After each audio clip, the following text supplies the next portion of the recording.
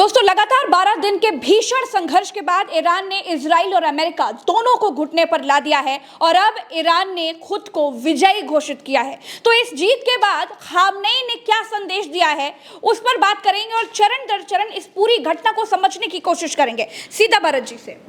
प्रज्ञा जी, देखिए, खामनेई का पहला सर्वोच्च नेता सुप्रीम लीडर खामनेई का पहला संदेश आ चुका है। ट्रंप के युद्ध विराम की घोषणा के बाद खामनेई का पहला संदेश आपकी स्क्रीन पर है, आप इसको बिल्कुल क्लियर कट देख सकती हैं। खामनेई का कहना है, those who know the Iranian people are their history know that the Iranian nation is not a nation that's surrender. इसका मतलब क्या है, हिंदी तर्जुमा क्या है आपके लिए? हिंदी तर्जुमा आपकी स्क्रीन्स के ऊपर है। स्क्रीन्स के ऊपर तर्जुमा ये है कि जो लोग ईरानी लोगों और उनके इतिहास को जानते हैं वो जानते हैं कि ईरानी राष्ट्र आत्मसमर्पण करने वाला राष्ट्र नहीं है। ये है खामनेई का संदेश। ये खामनेई ने ये अपने ट्विटर अकाउंट से इसको ट्वीट किया है और इस बात को कहने के बाद एक चीज़ बिल्कुल क्लियर कट हो गई है प्रज्ञा जी, कि ईरान इस युद्ध में सरेंडर करने वाला नहीं था, इस युद्ध में पीछे हटने वाला नहीं था। उसने इस बात को और प्रगाढ़ तरीके से तब और दिखा दिया जब उसने कतर के अमेरिका के मिलिट्री बेस पर 20 मिसाइलें एक साथ दाग दी। 20 मिसाइलें एक साथ दागकर ये दिखला दिया कि अब इजराइल को तो मारेंगे ही मारेंगे, अमेरिका तुमको भी नहीं छोड़ेंगे, तुमको भी मारेंगे, तुम्हारे मिलिट्री बेसिस को भी ख़त्म करेंगे, तुम्हारा चेहरा अब बेनकाब हो चुका है। क्योंकि अमेरिका ने B-2 बॉम्बर्स लेकर ईरान के ऊपर, ईरान की न्यूक्लियर साइट्स के ऊपर बम बरसाए। उसके बाद ईरान ने भी रौद्र रूप दिखाया और अपनी नई नई मिसाइलें इजराइल के ऊपर दागनी शुरू कर दी। जब एक तरफ इराक में अमेरिकी बेसिस के ऊपर ईरान ने हमला किया, दूसरी तरफ कतर के भीतर जो अमेरिकी बेसिस थे उसके ऊपर हमला किया, उसके बाद अमेरिका को ये लगा कि अब जो है मामला पकड़ से बाहर जा रहा है। अब क्योंकि ईरान अगर अमेरिका को पीटेगा, मारेगा, और ईरान के लिए बड़ा आसान है मिडिल ईस्ट के भीतर अमेरिका को ठोकना, कोई मुश्किल की बात नहीं है। तो अब अमेरिका को लगने लग गया कि जब हमारे सैनिकों की पिटने की, हमारे बेसिस पर हमले की तस्वीरें बाहर जाएंगी, निकलेंगी, तो दुनिया तो यही सोचेगी कि देखो दुनिया का दादा पीटा जा रहा है। सिंपल सा एक मैसेज है। और इसीलिए ट्रंप ने आनन फानन में आकर तुरंत तत्काल इस बात को कहा कि हम सीज़ फायर करते हैं, हैंड्स अप, हम सीज़ फायर कर रहे हैं। लेकिन ईरान इससे पहले इजराइल को आदत लग चुकी थी प्रज्ञा जी। अब तक इजराइल ने अब तक 7 युद्ध लड़े, मुस्लिम कंट्रीज़ के ख़िलाफ़ में लड़े, कभी जॉर्डन के ख़िलाफ़, कभी लीबिया, कभी लेबनान के ख़िलाफ़, तमाम जितनी मुस्लिम कंट्रीज़ हैं, कभी इसको उंगली की, कभी उसको ठोका, कभी इसको ठोका, कभी इसकी ज़मीन छीनी, कभी फ़िलिस्तीन की, कभी गाज़ा की, कभी वेस्ट बैंक की, हर जगह वो यही करता आया है। 7 युद्ध उसने लड़े हैं। एक तो 6 दिन का भी युद्ध था जिसमें मुस्लिम कंट्रीज़ को 6 दिन में हराकर भगा दिया था। तो 56 देशों को 6 दिन में 56 देशों को 6 दिन में हराकर भगा दिया था।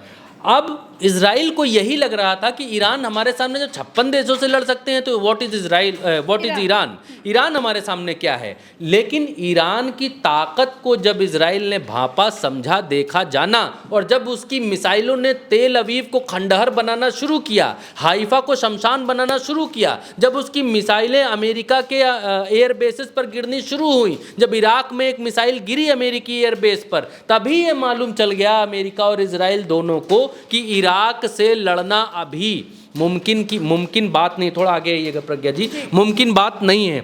एक बात और, अमेरिका और इजराइल तब और ज़्यादा भयभीत हो गए जब ईरान रूस पहुंच गया, क्योंकि अमेरिका जैसे ही इन्वॉल्व सीधे तौर पर इस लड़ाई में हुआ, ईरान रूस पहुंच गया। खामनेई ने एक संदेश लिख कर दिया, पुतिन को संदेश सुनाया गया और रूस ने इस बात का आश्वासन दिया कि वो आपको बम नहीं बनाने दे रहे हैं, परमाणु बम, इसलिए हम आपको परमाणु बम दे देंगे, डोंट वेरी रहिए, हम आपके साथ हैं। इस तरीके की चीज़ें जब रूस में हुई तब अमेरिका और इजराइल को ये पूरी तरीके से लग गया कि जब ईरान अकेले ईरान इतनी मिसाइलें मार रहा था जिनको हम दोनों मिलकर नहीं रोक पा रहे थे, क्योंकि ईरान और इजराइल के बीच में इराक है, और इराक में अमेरिकी बेसेस हैं, और वहाँ से भी जब ईरान मिसाइल मारता है तो बीच में इराक, वहाँ से उनको इराक में जो अमेरिकी बेसेस हैं वहाँ से उन मिसाइलों को गिराने की कोशिश होती है, जो बच जाती है वो इजराइल पहुँचती है। तो जब हम दोनों मिलकर इसकी मिसाइलों को नहीं रोक पा रहे हैं और वो आकर धमाधम गिर रही हैं, तो फिर आगे कैसे रोकेंगे जब रूस इनके साथ आ जाएगा, जब चीन भी पीछे से इनके सपोर्ट में आकर खड़ा हो जाएगा, तब कैसे रोकेंगे। और रूस का इस युद्ध में इन्वॉल्व होने का मतलब है कि अमेरिका के खिलाफ दूसरा ध्रुव दुनिया में खड़ा होना और उस ध्रुव का पूरी शक्ति के साथ चमकना, क्योंकि अभी दुनिया में सिर्फ और सिर्फ ये संदेश है कि अमेरिका ही सुपर पावर है और अमेरिका ही दुनिया का दादा है, संयुक्त राष्ट्र फलाना ढिमकाना सारी इन लोगों ने ऑर्गेनाइजेशन बना ली हैं। लेकिन अब रूस दूसरी तरफ से, रूस और चीन दूसरी तरफ से उग रहे हैं। वो भी ये कहते हैं कि हम अमेरिका की शरणागति स्वीकार क्यों करें, वाय। अमेरिका दुनिया का दादा होगा, अपने लिए होगा। रूस कहता हमारे लिए दुनिया का दादा पादा नहीं है, हम अपने दादा खुद हैं। हमारे पास अमेरिका से ज़्यादा शक्ति है, अमेरिका से ज़्यादा परमाणु बम है, अमेरिका से बहादुर सेना हमारे पास है, अमेरिका से ज़्यादा प्लेन हमारे पास है, तो हम अमेरिका की जी हुजूरी क्यों करें। तो अब ईरान को ये लगा कि भाई अमेरिका जब खुलकर इजराइल के लिए आ गया है तो हम अब रूस से कहेंगे कि भाई अब खुलकर आप हमारे लिए आइए। अब तो बिल्कुल बेहद ठीक परिस्थितियां हैं कि जब वो हमारे ऊपर बम गिरा सकते हैं बिना किसी वजह, बिना किसी कारण, तो आप हमारी रक्षा के लिए तो आ ही सकते हैं। और दुनिया के दादा आप हैं, ये कैसे मालूम चलेगा कि रूस आप दुनिया के दादा हैं, आप हमारी रक्षा कीजिए। बाकी कमज़ोर देशों को ये मालूम चलेगा, ये मालूम पड़ेगा कि भाई जब कोई बड़ा देश अत्याचार करेगा तो रूस है वो मसीहा जो बचाने के लिए आएगा। तो खामनेई ने यही संदेश भेजा कि भाई अब आपके लिए परीक्षा की घड़ी आ गई है। अगर आप अपनी शक्ति दिखाना चाहते हैं, बतलाना चाहते हैं, तो मदद कीजिए। अमेरिका ने खुलकर हमला कर दिया और जैसे ही पुतिन ने आश्वासन दिया, और पुतिन के आश्वासन के तुरंत बाद प्रज्ञा जी शाम 6 बजे 7 बजे भारतीय समय के अनुसार जो है ईरान के विदेश मंत्री वहां पर पहुंचे और वहां से आश्वासन मिला।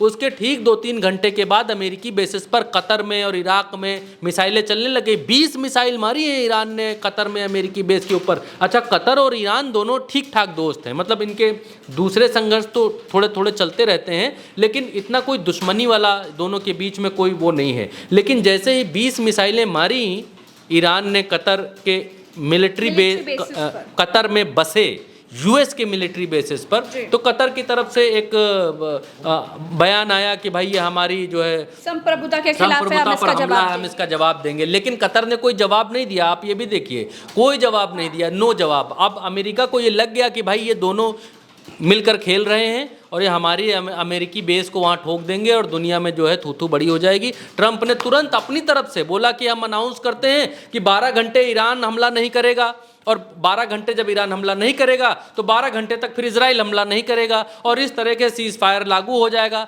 खुद ही भाई ने अपनी पूरी बनाई कथा और लिख दी अपने ट्रुथ वाले अकाउंट के ऊपर, उस पर लिखकर बता दिया। ईरान ने कहा जी हमको तो ऐसा कुछ, हमारा तो कोई ऐसी कोई संधि हुई नहीं, ऐसा कोई समझौता। जब भी कोई सीज फायर होता है तो समझौता होता है, लिखित होता है, ऐसा तो कुछ हुआ नहीं। दुनिया ट्रंप के ट्विटर से थोड़ी चलेगी, दुनिया ट्रंप की वेबसाइट से उनके ट्वीट करने से थोड़ी चलेगी। तुमने ट्विटर पर लिख दिया कि हो गया तो हो गया, तुम्हारी मानने के लिए हम क्या अब तो हम रूस से हो, अब हम आर पार करेंगे।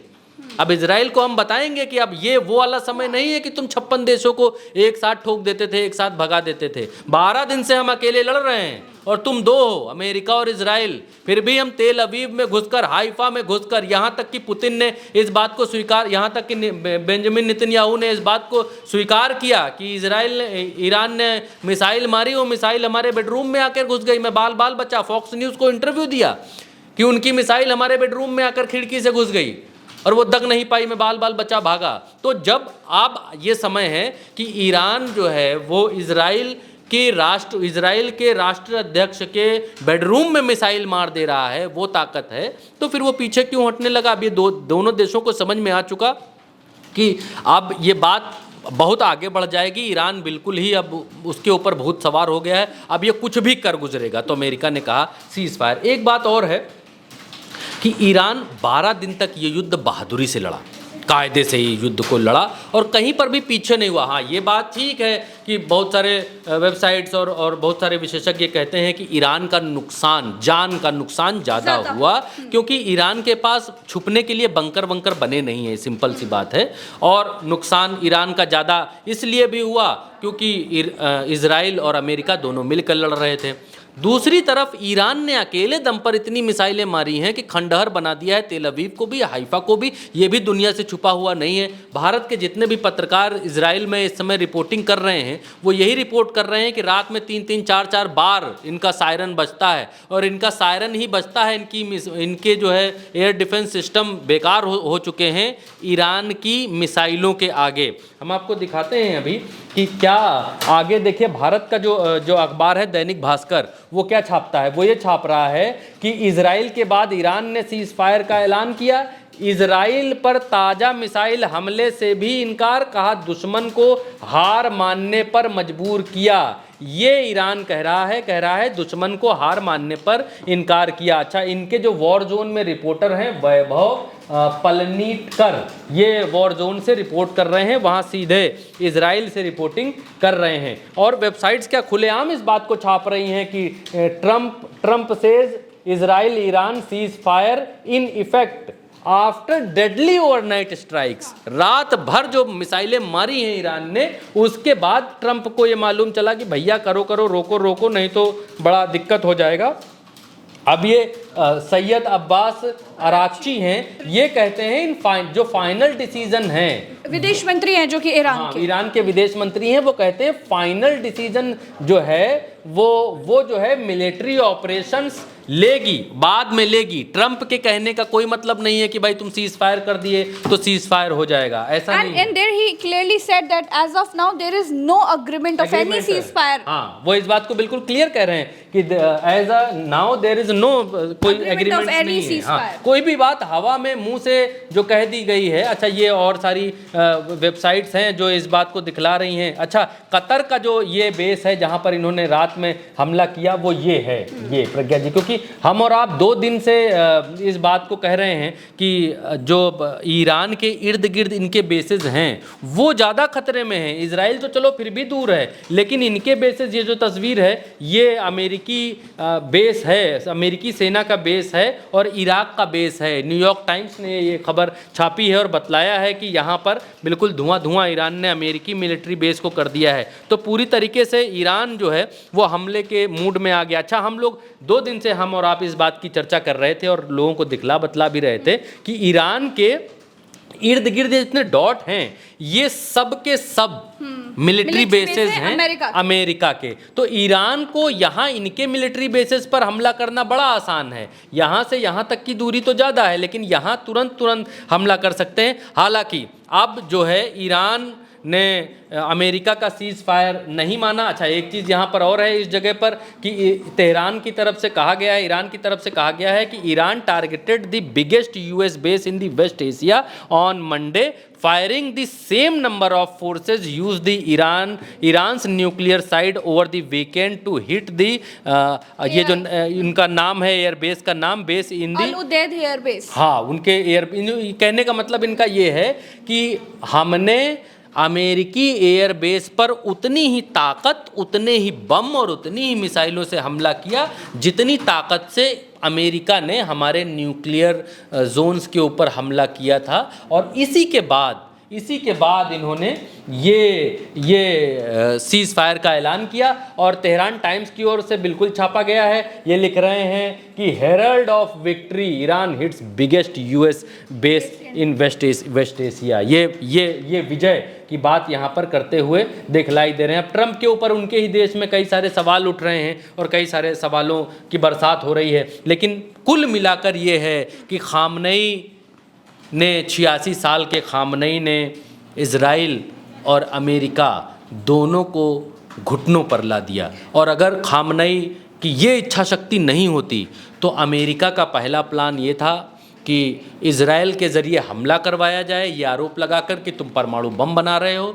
दूसरा प्लान ये था कि हमले के बीच में वहाँ ईरान के भीतर एक दूसरे विंग को मजबूत किया जाए और उससे ये कहा जाए, जैसे अमेरिका हर जगह करता है, लीबिया, सीरिया, इराक, हर जगह, कि दूसरे विंग को मजबूत किया जाए और ये कहा जाए कि खामनेई जो सत्ता चला रहे हैं ये ठीक नहीं है, इनको सत्ता से हटाओ, इनको सत्ता से बेदखल करो। पहले हम बर्बाद करेंगे, फिर दूसरे धड़े को मजबूत करेंगे और फिर सत्ता को परिवर्तित कर देंगे। तो ये ख्वाब पूरा नहीं हो पाया। तो ये ईरान की विक्ट्री है, बिल्कुल क्लियर कट विक्ट्री है, ईरान की क्लियर कट विजय है। पहली विजय कि ईरान के भीतर सत्ता परिवर्तन नहीं कर पाए दोनों देश मिलकर। दूसरी विजय ये है कि जिस यूरेनियम को नष्ट करने के लिए इजराइल ने हमला किया था, वो यूरेनियम कहाँ है ये ना अमेरिका को मालूम है ना इजराइल को मालूम है। अमेरिकी संस्था ये कह रही है कि वो यूरेनियम नष्ट नहीं हुआ है क्योंकि कहीं कोई लीकेज की खबर नहीं आई। डैमेज हुआ, लीकेज नहीं हुआ तो गया कहाँ वो, ये भी है। तो ना यूरेनियम नष्ट हुआ, ना सत्ता परिवर्तन कर पाए। इसके बदले, इसके उलट अमेरिका के बेसेस को तबाह किया ईरान ने, दूसरी जगह पर मिसाइलें दागी और इजराइल का जो हाल किया वो मैंने तरीके से ईरान को बांटने की कोशिश, एक बांटने की रणनीति थी इजराइल की, वो भी नाकामयाब हो गई। तो कुल मिलाकर हम ये कह सकते हैं कि 12 दिन तक चले इस भीषण युद्ध में इजराइल और अमेरिका की तरफ से सीज फायर का ऐलान किया गया और ईरान ने खुद को विजयी घोषित किया है। तो फिलहाल के लिए इतना ही। दोस्तों, चैनल को सब्सक्राइब करेगा क्योंकि तमाम अंतर्राष्ट्रीय खबरें, राष्ट्रीय खबरें आपको उल्टा चश्मा यूसी पर देखने को मिल रही हैं।